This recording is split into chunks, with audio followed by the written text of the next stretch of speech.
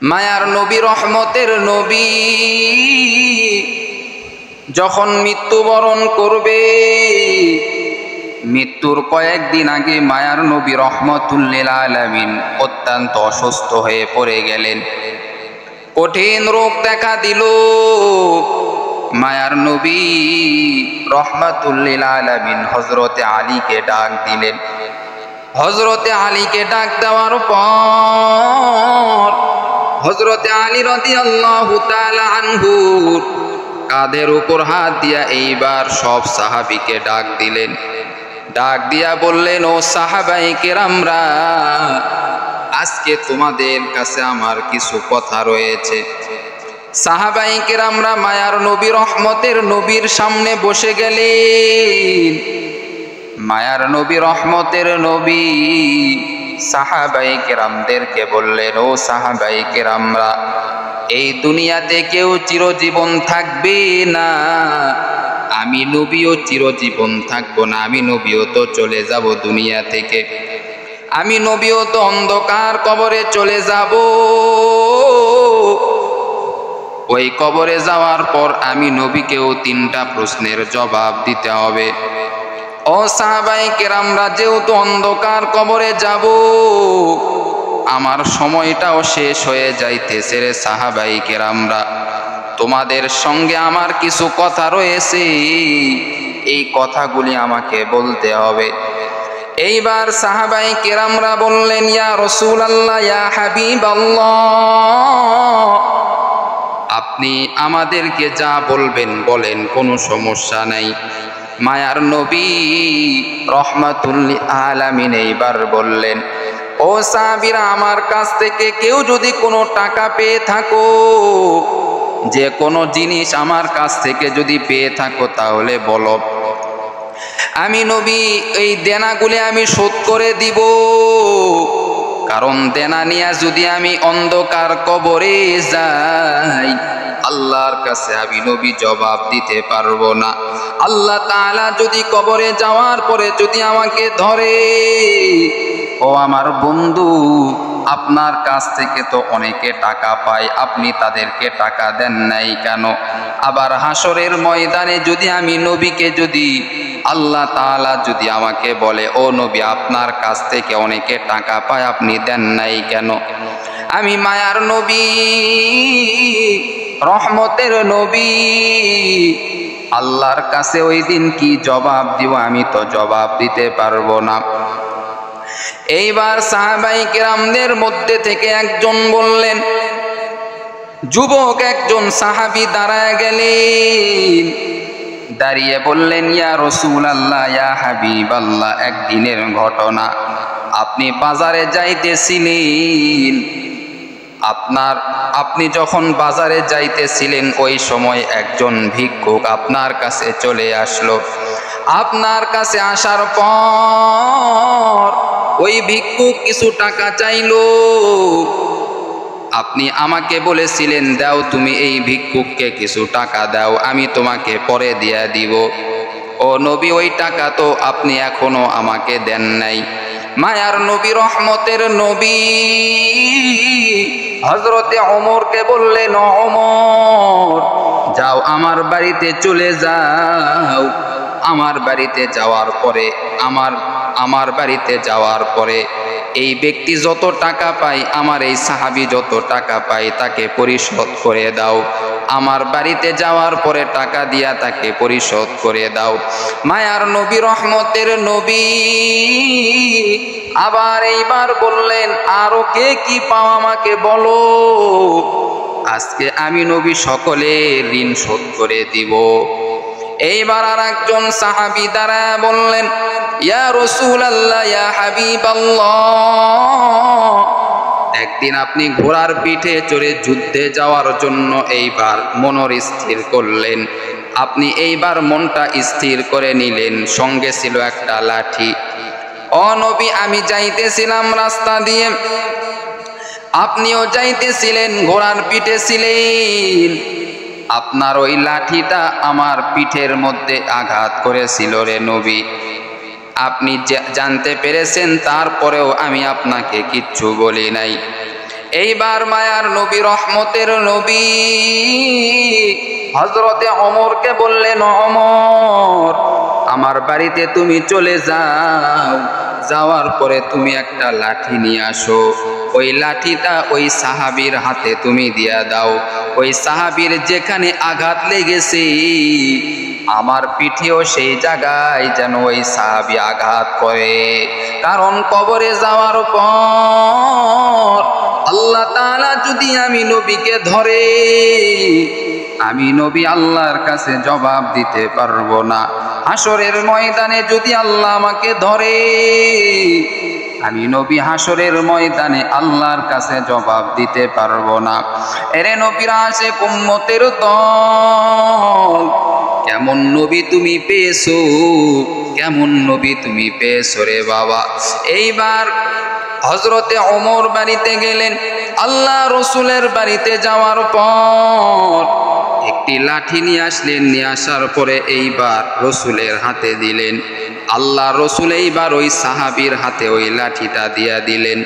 লাঠিটা দেওয়ার পরে বললেন, তোমার শরীরে যেই জায়গায় আঘাত লেগেছে তুমিও আমাকে সেই জায়গায় আঘাত করো। ওমরের মাথাটা গরম।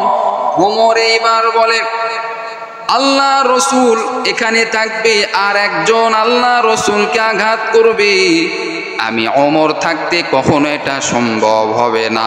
ওমরের মাথাটা গরম হয়ে গেল। এইবার ওমর ওই সাহাবীকে বললেন, ও সাহাবী, আমার পিঠ তোমার জন্য ওপেন করে দিলাম, আল্লাহ রসুলের পিঠে তুমি আঘাত করিও না। আমি ওমরের পিঠে যত আঘাত করা দরকার করো, আমি ওমরকে আঘাত করতে করতে যদি তুমি আমাকে মেরে ফেলো তারপরেও আমি ওমর রাজি, আল্লাহ রসুলের পিঠে আঘাত করতে দিব না। কারণ যেই নবীর শরীরের মধ্যে মশা পর্যন্ত পড়ে না, যেই নবীর শরীরের মধ্যে মাছি পড়ে না, যেই নবীর শরীরের মধ্যে এমন বরকত আল্লাহ তাআলা দিয়েছেন, যেই নবীর শরীরের ঘাম থেকে মিশক আম্বরের গন্ধ ছড়ায়, ওই নবীকে তুমি এই লাঠি দ্বারা কিভাবে আঘাত করবা? ওই নবীকে আমি ওমর আঘাত করতে দিব না। আমি ওমরের জীবন চলে যাবে, আমার চোখের সামনে তুমি আল্লাহ রসুলকে আঘাত করবে, আমি ওমর সহ্য করতে পারবো না। এরে নবীর আশিক উম্মতের দল, হযরতে আবু বকর এইবার ওই সাহাবীকে বলেন, ও সাহাবী, এই যে তোমার হাতে যে লাঠি রয়েছে, এই লাঠি দিয়া আমি আবু বকরকে আঘাত করো, তারপরেও আল্লাহ রসুলকে আঘাত করতে দিব না। কারণ আল্লাহ রসুলকে আমি ভালো করে চিনি। আমি আবু বকর সব থেকে আল্লাহ রসুল সাল্লাল্লাহু আলাইহি ওয়াসাল্লামের কাছের সাহাবী। এরে নবীর উম্মতের দল, আল্লাহ তাআলা জানায়া দেন, আবু বকর যে হিজরত করেছেন মায়ার নবী রহমাতুল্লিল আলামিনের সঙ্গে, ওই হিজরতের আমল যদি এক পালাই দেওয়া হয়, গোটা দুনিয়ার মানুষের আমল যদি এক পালাই দেওয়া হয়, আবু বকরের হিজরতের আমলের পাল্লা ভারী হয়ে যাবে। কে সে আবু বকর? মায়ার নবী, রহমতের নবী আল্লাহর রাসূল সাল্লাল্লাহু আলাইহি ওয়াসাল্লাম আবু বকরকে কত মহব্বত করতেন, ভালোবাসতেন, যার কারণে আবু বকরের মেয়েকে আল্লাহর রাসূল বিবাহ করে নিলেন, আয়েশাকে। হযরতে আবু বকর বলে, আমার আয়েশা আপনার কাছে দেওয়ার কারণে আমি আবু বকর যতটা খুশি হয়েছি আর অন্য কোনো কাজে এতটা খুশি হই নাই। এ নবীর আশিক উম্মতের দল, মায়ার নবী, রহমতের নবী এইবার ওমরকে বলে, ওমর তুমি দাঁড়াও। আবু বকরকে বলে, আবু বকর তুমি দাঁড়াও, ওই সাহাবীকে তোমরা বাধা দিও না, কারণ হাসরের ময়দানে কেউ আমার পাশে থাকবে না। আল্লাহ তাআলা যদি আমাকে বলে ওই সাহাবীর শরীরে তোমার লাঠি দ্বারা একটু আঘাত পেয়েছিল, আর ওই আঘাতটা যদি আমার পিঠে যদি না দেয় ওই সাহাবী, আল্লাহর কাছে আমি নবী কি জবাব দিব? ওরে নবীর আশিক উম্মতের দল, এই হলেন মায়ার নবী রহমাতুল লিল আলামিন। আল্লাহ তাআলা জানা দেন, ও আমার বান্দা বান্দিরা, যেই নবীর প্রতি একবার দরুদ শরীফ পাঠ করলে আল্লাহ তাআলা 10টি রহমত আল্লাহ তাআলা তোমার আমলনামায় দিয়া দিবে, আর আল্লাহ তাআলা 10টি গুনাহ মাফ করে দিবেন। বান্দা শুধু যদি বলো সাল্লাল্লাহু আলাইহি ওয়াসাল্লাম, সাল্লাল্লাহু আলাইহি ওয়াসাল্লাম যদি তুমি বলো, আল্লাহ তাআলা 10টি রহমত তোমাকে দান করবেন। এরে নবীর আশিক উম্মতের দল, ওই নবীর অন্তরে অন্ধকার কবরের কেমন ভয়। সাহাবায়ে কেরামরা নবীকে কম মায়া আর দয়া করে নাই, নবীও সাহাবীদেরকে কম দয়া আর মায়া করে নাই। এইবার ওই সাহাবী, যেই সাহাবীর হাতে লাঠি ছিল, ওই লাঠিটা এইবার সাহাবী মায়ার নবীর হাতে দিয়া বলেন, ইয়া রাসূলুল্লাহ, ইয়া হাবিবাল্লাহ, আপনার শরীরে একটা মশা পর্যন্ত পড়ে না, একটা মাছি পর্যন্ত আপনার শরীরে পড়ে না, আমি সাহাবী হইয়া কিভাবে আপনার শরীরে আমি আঘাত করব রে নবী? ও নবী, আজকে দুনিয়ার বুকে যদি আমি বিপদে পড়ি, মা বাঁচাই, বাবা আমাকে বাঁচাই। ও নবী, হাসরের ময়দানে যদি আমি ক্ষুদ্র সাহাবী যদি বিপদে পড়ে যাই, আমার মা আমাকে বাঁচাইবে না, একটা নেকিও আমার মা আমাকে দিবে না, আমার বাবা আমাকে একটা নেকি দিবে না রে নবী। ওই হাসরের ময়দানে যদি আমি বিপদে পড়ে যাই রে নবী, ওই কিয়ামতের দিনে যদি বিপদে পড়ে যাই, আপনি আমাকে হাউজে কাউসারের পানি পান করায়েন রে নবী। শুধু তাই নয়, আপনার সঙ্গে আমি জান্নাতে যেতে চাই। আরে নবীর আশিক উম্মতের দল, আল্লাহ তাআলা কোরআনের মধ্যে বলেন, ওয়ামা আরসালনাকা ইল্লা রাহমাতাল লিল আলামিন। আল্লাহ তাআলা জানায় দেয়, আমার নবী হলো রহমত, পুরা বিশ্ববাসীর জন্য আমার নবী হলো রহমত। আমার নবীর মতো এত বড় রহমত আর কেউ জমিনের মধ্যে নাই। ওরে নবীর আশিক উম্মতের দল, কোন বান্দা যদি মায়ার নবী রহমাতুল লিল আলামিনের চেহারার দিকে যদি তাকায়া থাকতো, 3 দিন পর্যন্ত তার ক্ষুধা নিবারণ হয়ে যাইত, তৃষ্ণা নিবারণ হয়ে যাইত। ওই মায়ার নবী রহমাতুল লিল আলামিনের চেহারা কত সুন্দর ছিল। আল্লাহ তাআলা মায়ার নবী রহমাতুল লিল আলামিনকে নিজেই মহব্বত করেন। একদিন মায়ার নবী রহমাতুল লিল আলামিন মক্কাতে দাওয়াতের কাজ করতেছেন ইসলামের। পথের মধ্যে একজন মহিলার সঙ্গে দেখা হয়ে গেল, যুবতী একজন মেয়ের সঙ্গে দেখা হয়ে গেল। মায়ার নবী রহমাতুল লিল আলামিন ওই মেয়েটাকে ইসলামের দাওয়াত দিলেন। ইসলামের দাওয়াত দেওয়ার পর ওই মেয়েটা ইসলাম ধর্ম কবুল করে নিলেন।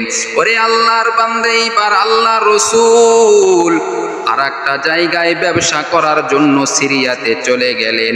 কয়েকদিন পরে এসে শোনে ওই যুবতী মেয়েটার ইন্তেকাল হয়ে গেছে।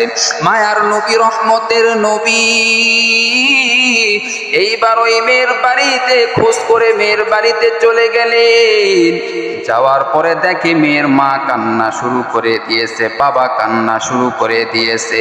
মেয়ের বাবা মা বলতেছেন, ও মুহাম্মদ, তোমার জন্য আমার মেয়ে আজকে দুনিয়া থেকে চলে গেছে, আজকে তোমার জন্যই আমার মেয়ে কবরে চলে গেল। মায়ার নবী 2টা চোখের পানি বের করে কান্না করে আর বলে, ও মা, ওই মেয়েটার কবর আমাকে দেখায় দেন। মায়ার নবী রহমতের নবী খোঁজ করিয়া ওই মেয়েটার কবরে চলে গেল। কবরে যাওয়ার পর আল্লাহ রসুল পয়গম্বর সাল্লাল্লাহু আলাইহি ওয়াসাল্লাম কবরের পাশে দাঁড়াইয়া মেয়েটার নাম ধরিয়া যখন ডাক দিল, আল্লাহ তাআলার কুদরতে মেয়েটা এইবার মায়ার নবী রহমত রহমাতুল লিল আলামিনকে সালাম জানা দিলেন, আসসালামু আলাইকা ইয়া রাসূলুল্লাহ। আল্লাহ রাসূলকে সালাম দিতে দেরি করে নাই। মায়ার নবী রহমাতুল লিল আলামিন এইবার মেয়েটাকে জিজ্ঞাসা করা শুরু করলেন, ওরে আল্লাহর বান্দি, কবরের মধ্যে তুমি কেমন রয়েছো বলো, কবরের মধ্যে তোমার কি হালত? মেয়েটা বলে, ইয়া রাসূলুল্লাহ, ইয়া হাবিবাল্লাহ, এই কবরে যখন আমাকে রেখেছে, যখন সকলে 40 ধাপ যখন চলে গেল, এরপরে মুনকার নাকির ফেরেশতা আমাকে প্রশ্ন করার জন্য এসেছে। যখন মুনকার নাকির ফেরেশতা আমাকে যখন প্রশ্ন করলো, মার রব্বুকা, ও নবী আমি খোদার কসম করে বলি, আমি মেয়ের জবান থেকে একটা উত্তরও দেই নাই। আল্লাহ তাআলা ফেরেশতা পাঠায় দিয়েছিল। ওই ফেরেশতা জবাব দিয়া দিল, রব্বি আল্লাহ, আমার রব হলেন আল্লাহ। আমি মেয়ের পক্ষ থেকে আল্লাহর ফেরেশতা জবাব দিয়া দিছে। আবার যখন ফেরেশতা জিজ্ঞাসা করলো, মান দিনুকা, তোমার দিন কি? আমাকে একটা কথা বলার কোনো দরকার হয় নাই, ফেরেশতাই জবাব দিয়া দিছে। এইবার যখন বলল, মান নাবিয়ুকা, তোমার নবীকে? ও নবী, খোদার কসম করে বলি, আমি মেয়ের প্রশ্নের জবাব দেওয়ার দরকার হয় নাই, ওই আল্লাহর কুদরতি ফেরেশতা জবাব দিয়া দিছে। এইবার এই মেয়ে বলতিছে, ও ভাই, তুমি এখানে কেন? বলে, আমি তোমাকে পাহারা দেওয়ার জন্য এসেছি। আল্লাহ তাআলার পক্ষ থেকে আমি একজন নিয়ামতের ফেরেশতা, বড় শান্তির ফেরেশতা। আল্লাহ তাআলা আমাকে জান্নাত থেকে পাঠিয়ে দিয়েছেন। আল্লাহ তাআলা আমাকে জানা দিয়েছেন, ও ফেরেশতা, ওই মেয়ের কবরের মধ্যে যাও, যাওয়ার পরে কিয়ামত পর্যন্ত এই মেয়েকে তুমি পাহারা দিবা, ওই মেয়ের যেন কোনো কষ্ট না হয়। কারণ ওই মেয়েটা আল্লাহ রাসূলের এক কথায় কালেমা পড়ে মুসলমান হয়েছে। অতএব ওই মেয়েটার কবরের মধ্যে যেন কোনো শাস্তি না হয়। আল্লাহ তাআলার কুদরতে এই ফেরেশতা আমাকে পাহারা দেয় রে নবী। আমার কবরের মধ্যে কোনো শাস্তি নাই, বরং আমাকে জান্নাতি ফল দ্বারা মেহমানদারি করানো হয়, জান্নাতি খাবার দ্বারা আমি মেয়ের কবরের মধ্যে মেহমানদারি করানো হয়। ওরে নবীর উম্মতের দল, ও আম্মা জানেরা, ও যুবক ভাই, আজকে যদি দুনিয়ার বুকে জান্নাতের টিকিট পেতে চাও, নবীর প্রতি দরুদ পড়া ছাড়িও না। ওরে আম্মা জানেরা, নবীর প্রতি বেশি বেশি দরুদ পড়ো। ওরে আম্মা জানেরা, কি বলছে কায়েত বাদ দাও। যদি অন্তরে অন্তরে যদি তুমি সাল্লাল্লাহু আলাইহি ওয়াসাল্লাম রাসূলের প্রতি বেশি বেশি দরুদ শরীফ যদি পাঠ করো, আল্লাহ রাসূল বলেন, ও আমার বান্দা বান্দিরা, কিয়ামতের দিনে যারা বেশি বেশি দুনিয়ার বুকে দরুদ শরীফ পাঠ করবে, কিয়ামতের দিনে তাদের চেহারা উজ্জ্বল হইতে থাকবে, তাদের চেহারা পূর্ণিমার চাঁদের মতো হয়ে যাবে। বেশি বেশি দরুদ পড়ার কারণে আল্লাহ তাআলা তাদেরকে আরশের নিচে জায়গা করে দিবেন। কারণ কিয়ামতের দিন বড় ভয়ঙ্কর, কেউ কাউকে চিনবে না, সকলে নাফসি নাফসি করবে, ছোটাছুটি করবে। ওই দিন বান্দা সকলে ছোটাছুটি করবে। একটা নেকির জন্য সন্তান যাবে মায়ের কাছে, মাকে বলবে, সন্তান, ও মা, তুমি আমাকে একটা নেকি দাও। দুনিয়াতে তুমি আমাকে কত দুধ পান করাইছো, কত মহব্বত করেছো, কত ভালোবেসেছো, আমার জন্য কত মানুষের গালিগালাজ তুমি সহ্য করেছো রে মা, আমার জন্য তুমি কত অন্যায় করিয়াও তাও আমাকে তুমি ভালো রাখার চেষ্টা করেছো। ও মা, আজকে তুমি আমাকে শুধু একটা নেকি দাও, এই একটা নেকি নিয়ে আমি জান্নাতে যাব। মা বলবে, রে সন্তান, একটা নেকিও আমি দিতে পারবো না। সন্তান যাবে বাবার কাছে, গিয়া বলবে, ও বাবা, তুমি আমাকে নেকি দাও। আমি সন্তানকে খুশি রাখার জন্য দুনিয়াতে তুমি কত কিছুই না করেছো রে বাবা, একটা মাত্র নেকি দাও। এই নেকি হইলেই আমি সন্তান জান্নাতে যাইতে পারবো। বাবা বলবে, দুনিয়ার বুকে আমার কোনো সন্তানই ছিল না।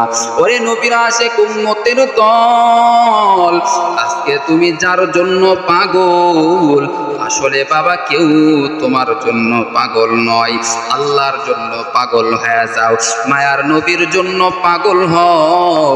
আল্লাহ তাআলা জানায়া দেয়, যারা আমি নবীকে মহব্বত করবে, আমি আল্লাহও তাদেরকে মহব্বত করব। মায়ার নবী রহমাতুল লিল আলামিনকে কেমনে মহব্বত করা যায়? মায়ার নবীর সুন্নতের অনুসরণ অনুকরণ করো। ও আম্মা জানেরা, পর্দায় চলো। তোমার মতো কত মা বোন রয়েছে, ও মা, পর্দা করে তুমি কেন পারবা না? কত স্কুলে পড়নেওয়ালা মা বোনেরা পর্দা করে, তুমি কেন পারবা না রে বাবা? ও আম্মা জানেরা, স্কুলে পড়ো, কলেজে পড়ো, ভার্সিটিতে পড়ো, যেখানেই পড়ো না কেন পর্দা করো। ওরে আল্লাহর বান্দা যুবক, 5 ওয়াক্ত নামাজ পড়িয়া কবরে যাও, কারণ বেনামাজি হয়ে যদি কবরে যাও, ওই কবরের সাপের কামড় সহ্য করতে পারবা না রে যুবক। ওই কবরে যাওয়ার পর 2 পার্শ্বের মাটির চাপ সহ্য করতে পারবা না। আল্লাহ তাআলা বলেন, বান্দা যদি আমল ছাড়া যাও, ওই কবরটা হবে জাহান্নামের গর্ত, ওই কবরটা হবে জাহান্নামের গর্ত যদি আমল ছাড়া তুমি যাও। আর যদি আমল করে যাও, কবরটা হবে জান্নাতের বাগান। সুবহানাল্লাহ। প্রিয় ভাইরা, আল্লাহ রসুলের মহব্বত যদি থাকে তাহলেই তুমি জান্নাতে যেতে পারবা। আল্লাহ রসুলের মহব্বত যদি না থাকে, কখনোই আল্লাহ তোমাকে জান্নাত দিবে না। আল্লাহ রসুলের মহব্বত নিয়া আমাদেরকে কবরে যাওয়ার তৌফিক আল্লাহ দান করুক। সকলেই বলেন আমিন।